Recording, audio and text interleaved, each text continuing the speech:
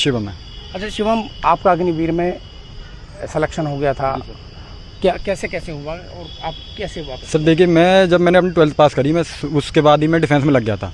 उसके लिए मैं देहरादून भी गया, मैंने NDA 3 बार निकाला, नेशनल डिफेंस एकेडमी का एग्ज़ाम है, वो मैंने 3 बार क्रैक किया। बस अनफॉर्चुनेटली मैं SSB इंटरव्यू नहीं क्लियर कर पाया, पर मेरा जो एम था वो डिफेंस ज्वाइन करने का था।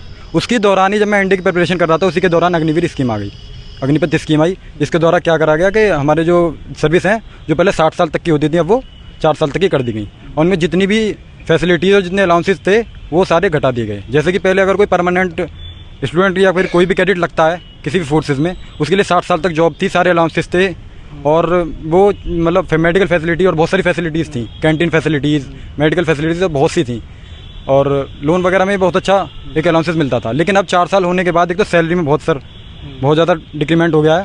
मतलब 21,000 पर मंथ की सैलरी है, और हर साल 2,000 रुपये बढ़ रही है बस। ये अग्निवीर में ये हुआ है। और दूसरी बात, जितने भी सर हमें पहले अलाउंसेस मिलते थे या फिर हमें कोई भी एक कार्ड मिलता था कि हम एक्स सर्विसमैन में आते थे। पहले क्या होता था, जब परमानेंट थी अग्निवीर नहीं थी, तो जब हम रिटायर होते थे, मान लो पहले तो जो फौज में नौकरी होती है 20 साल की होती है, उसके बाद आपकी मर्जी, आप अगर कंटिन्यू करना चाहते हैं कर सकते हैं, प्रमोशन के नाम पे आप बढ़ जाएंगे।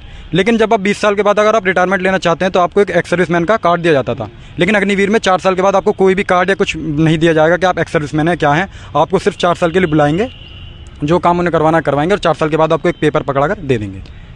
उसमें कोई ऐसा कोई अलाउंसेस नहीं है। तो आपका सिलेक्शन कौन सी एयरफोर्स में हुआ था? जी सर, एयरफोर्स में हुआ था, अग्निवीर एयरफोर्स। तो कौन से स्टेप तक आपके वहाँ ट्रेनिंग? सर मैं ट्रेनिंग 1 महीने मैंने ट्रेनिंग की थी, उसके बाद मैं आ गया था वहाँ से। तो वजह क्या रही इसकी? सर उसमें वहाँ जाके देखो, हमें सारी चीज़ें जिनकी होती थी वो पहले में क्लियर नहीं हुई थी। जब हम वहाँ पर गए, उन्होंने हमें बताया था कि हम, एक तो पहली बात, हम किसी भी डिफेंस में उसमें नहीं आते हैं, और रिटायरमेंट के बाद आपको कोई भी जो मेडिकल फैसिलिटीज़ हैं, कैंटीन। अच्छा, ये उन्होंने बताया कि कोई सी डिफेंस में नहीं आते? कोई भी मेडिकल नहीं, डिफेंस में तो आते हैं, पर कोई भी मेडिकल फैसिलिटी या कैंटीन फैसिलिटी 4 साल के बाद नहीं दी जाएंगी। हाँ, बस आप 4 साल तक की जो है यहाँ तक जो भी फौज का लुत्फ है उठा सकते हैं, उसके बाद आपको कोई भी फैसिलिटीज़ नहीं दी जाएगी। और ना ही आप एक्स सर्विसमैन के दौरे में आएंगे कि आप एक्स सर्विसमैन खिलाए जाएँ। तो उसके बाद मैं अपना निर्णय मैंने लिया कि सर मुझे छोड़नी है, और मैं कुछ अच्छी तैयारी करके, मेरा जो सर एम था वो था CDS क्रैक करने का। NDA में नहीं जा पाया तो मैं CDS दूंगा, और उसमें SSB इंटरव्यू क्लियर करके मैं फौज में जाना चाहता था, बट एज एन ऑफिसर। तो सर वहाँ जाके मुझे पता पड़ा कि आप CDS भी नहीं दे पाएंगे, और CDS की सर एज ही होती है 19 से लेकर 23-24 साल तक। 23-24 साल तक हम वहाँ रहते, उसके बाद हम CDS क्या देते सर जब एज ही निकल जाती। तो इसलिए मैंने सर वो छोड़ने का निर्णय लिया। अच्छा, आपका क्या नाम है? दिनेश कुमार सर। अच्छा दिनेश, ये बताइए, आप उनका अग्निवीर स्कीम के तहत सिलेक्शन हुआ, आप कैसे कैसे सिलेक्शन हुआ, और आपने कितने दिन ये नौकरी की, या नौकरी ज्वाइन की कि नहीं? सर ज्वाइन नहीं की। अच्छा, ज्वाइन नहीं की सर। इसका क्या था कि सबसे पहले फिजिकल होता था ओपन भर्ती में। इससे पहले अग्निवीर से पहले ओपन भर्ती में फिजिकल होता था, फिजिकल के बाद देन रिटर्न होता था, उसके बाद मेडिकल के बाद फिर फाइनल मेरिट लगती थी। सर इसमें क्या है कि अग्निवीर में पहले इन्होंने अब कर दिया रिटर्न कर दिया, रिटर्न के बाद सर फिजिकल कर दिया, फिजिकल के बाद से सर प्रक्रिया होती है, फिर इसके बाद मेडिकल के बाद सर फाइनल लिस्ट लगती है इसकी। अच्छा, फाइनल लिस्ट आपकी लग गई थी? नहीं सर, उसमें तो सब काम हो गया था सर। एक मेल के थ्रू आपके पास मैसेज आता है कि आप GD में, अच्छा मेरा जनरल ड्यूटी में हुआ था। अच्छा। कि आप ज्वाइन करना चाहते हैं तो सर वो बुलाते हैं आपको। अच्छा। वहाँ जाओगे आप, उसके बाद 6 महीने की सर ट्रेनिंग होती है। 6 महीने में लगभग वो कुछ नहीं देते, 6 महीने में सर अग्निवीर में कुछ नहीं देते सर। अच्छा, जो GD की जो लिस्ट थी उसमें आपका नाम था? जी सर। तो उसके बाद में 6 महीने की ट्रेनिंग में कोई पैसा नहीं देते सर। मैंने ज्वाइन नहीं की ना, जो मेरे साथ के हैं अभी एक छुट्टी आए हुए हैं कल वो, तो मैंने उनसे पूछा कि ऐसा वो कुछ नहीं देते कि 6 महीने में आप ही खर्च करोगे। उनका तो सर पैकेज बना हुआ है कि आप जब रिटायर हो जाओगे कि 10 लाख या 11 लाख रुपए का जो भी पैकेज मिलेगा आपको वो मिलेगा। अब मानो सर पहला पैकेज है मंथली का इनका 21,000 रुपये, उसके बाद ये इंक्रीज करते चले जाएंगे कि इसमें 7th मंथ में आपका 30 कर दिया, 32 कर दिया, 35 कर दिया, 40 तक ले जाएंगे। कहने का मतलब ओवरऑल ये है कि 4 साल में जितना ये पैसा आपको देना चाहेंगे उस हिसाब से आपको दे देंगे। 4 साल बाद सर सारे आपको अग्निवीर बाहर भेज दे जाएंगे। उसके बाद ये पेपर लेंगे, आपसे पूछा जाएगा पहले तो कि आप इच्छुक हो कंटिन्यू करने के लिए कि नहीं हो। उसके बाद पेपर लेंगे, देन फिर आगे प्रोसेस करेंगे आपका। अगर आप उसमें से बोला था ना कि 75% बाहर फेंक देंगे, 25% परमानेंट कर लेंगे, तो 25% मतलब पेपर लेके जी सर पेपर उसमें सिलेक्शन करेंगे? जी सर उसमें करेंगे।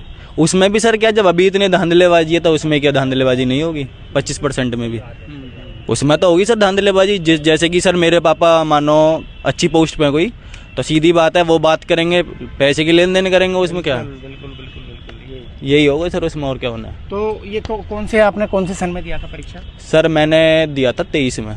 वर्ष 23 में दिया था सर। फर्स्ट ही पेपर था, मैंने अग्निवीर का ही दिया था। इससे पहले सर मैं हाइट फेलियर था ओपन भर्ती में, मेरी आधे इंच हाइट कम थी इसमें।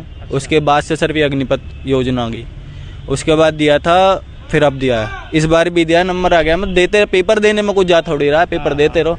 ज्वाइन करना नहीं करना वो तो अपने ऊपर। ज्वाइन नहीं कर पाए? नहीं कर ही नहीं सर। सर एक बात बताओ मुझे, इसके बेनिफिट बता दो आपकी। इसके बेनिफिट ही है अग्निवीर के। 4 साल के बाद आपको कार्ड मिल गया, मिला नहीं मिला, अब ये कोई इसका प्रूफ तो है नहीं कि मिलेगा नहीं मिलेगा। मुझे आप फ़ायदे बता दो कि 4 साल के बाद ये फ़ायदे हैं। आप ही लोग बोलो कल को, एक तो वैल्यू नहीं है सर। एक नॉर्मल सोल्जर की और एक अग्निवीर सोल्जर में सर बहुत बड़ा डिफरेंस है।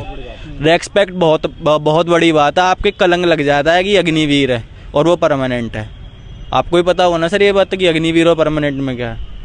वही है सर, वही है। डिसरेस्पेक्ट वाली बात तो सबसे बड़ी है इसके अंदर। फिर वेतन भी कम है, फैसिलिटी भी प्रोवाइड नहीं है, पढ़ भी नहीं सकते। सिक्योरिटी नहीं है? यही नहीं सर, फीचर सिक्योरिटी इसमें। फैमिली सिक्योरिटी नहीं, फ्यूचर सिक्योरिटी नहीं सर, कुछ नहीं है। तो ये मेरे साथ 2 युवा हैं जिनका अग्निवीर के तहत आर्मी में सिलेक्शन हो गया था, लेकिन अग्निवीर में इतनी गड़बड़ियां हैं, इतना इन लोगों ने अध्ययन किया उसमें अपने फ्यूचर को देखते हुए, तमाम जो नोटिफिकेशन था उसका स्टडी की, और लेकिन उसमें इतनी बुराइयां ये बता रहे हैं कि यही वजह है कि उत्तर प्रदेश में बुरी तरह से भारतीय जनता पार्टी हारी। यही एक वजह है। ये बहुत बड़ा युवा तबका था जो ये सोचता था, जो अपने छाती पर बैज सजे देखना चाहता था, लेकिन ये सपना टूट गया। और इस सपना टूटने के कारण एक बहुत बड़ा वर्ग, युवाओं का एक बहुत बड़ा वर्ग सत्ताधारी